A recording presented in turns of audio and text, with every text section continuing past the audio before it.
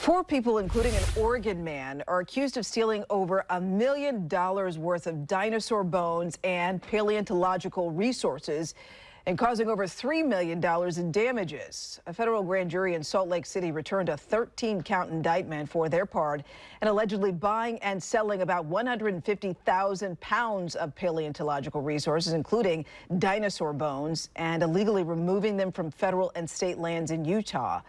Court documents named Jordan Willing from Ashland, Oregon, as one of the four charged. The documents claim that between March of 2018 and March of this year, they allegedly bought, transported, and exported the bones. The Bureau of Land Management says by removing the bones, they have lost virtually all scientific value.